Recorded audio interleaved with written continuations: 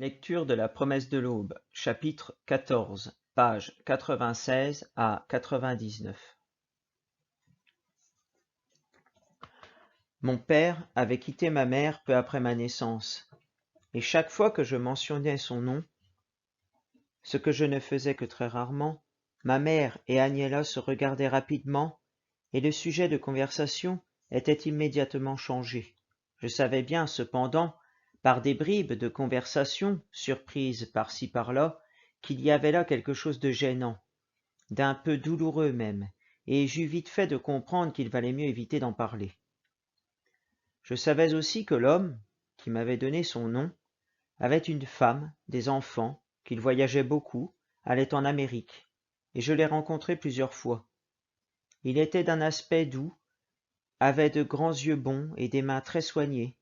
Avec moi, il était toujours un peu embarrassé et très gentil, et lorsqu'il me regardait ainsi, tristement, avec, me semblait-il, un peu de reproche, je baissais toujours le regard et j'avais, je ne sais pourquoi, l'impression de lui avoir joué un vilain tour.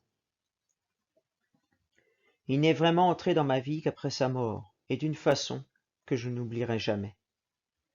Je savais bien qu'il était mort pendant la guerre dans une chambre à gaz, exécuté comme juif, avec sa femme et ses deux enfants alors âgés, je crois, de quelque 15 et 16 ans. Mais ce fut seulement en 1956 que j'appris un détail particulièrement révoltant sur sa fin tragique. Venant de Bolivie, où j'étais chargé d'affaires, je m'étais rendu à cette époque à Paris afin de recevoir le prix Goncourt pour un roman que je venais de publier, Les Racines du ciel. Parmi les lettres qui m'étaient parvenues à cette occasion, il y en avait une qui me donnait des détails sur la mort de celui que j'avais si peu connu. Il n'était pas du tout mort dans la chambre à gaz, comme on me l'avait dit. Il était mort de peur, sur le chemin du supplice, à quelques pas de l'entrée. La personne qui m'écrivait la lettre avait été le préposé à la porte, le réceptionniste. Je ne sais comment lui donner un nom, ni quel est le titre officiel qu'il assumait.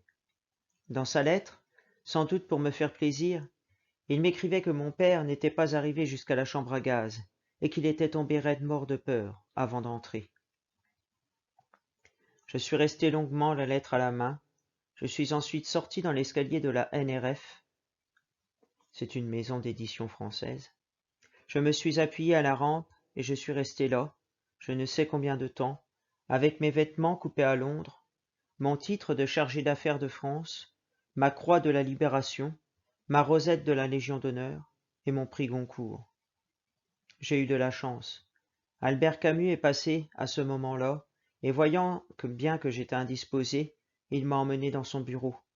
L'homme qui est mort ainsi était pour moi un étranger, mais ce jour-là, il devint mon père, à tout jamais.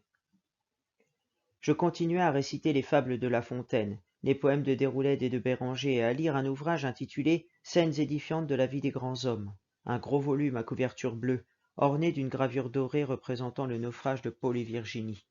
Ma mère adorait l'histoire de Paul et Virginie, qu'elle trouvait particulièrement exemplaire. Elle me relisait souvent le passage émouvant où Virginie préfère se noyer plutôt que d'enlever sa robe. Ma mère reniflait toujours avec satisfaction chaque fois qu'elle finissait cette lecture.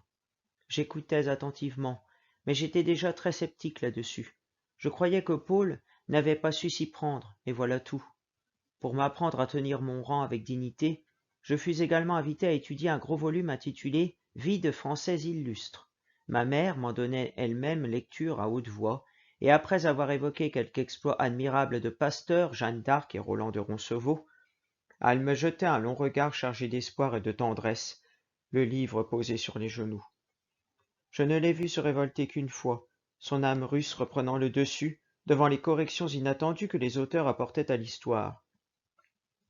Il décrivait notamment la bataille de Borodino comme une victoire française, et ma mère, après avoir lu ce paragraphe, est restée un moment décontenancée avant de dire en fermant le volume et sur un ton scandalisé « Ce n'est pas vrai, Borodino a été une grande victoire russe, il ne faut pas exagérer. » Par contre, rien ne m'empêchait d'admirer Jeanne d'Arc et Pasteur, Victor Hugo et Saint-Louis, le roi Soleil et la Révolution. Je dois dire que, dans cet univers entièrement louable qu'était pour ma mère la France, tout était uni dans la même approbation, et mettant tranquillement dans le même panier la tête de Marie-Antoinette et celle de Robespierre, Charlotte Corday et Marat, Napoléon et le duc d'Enghien, elle me présentait le tout avec un sourire heureux.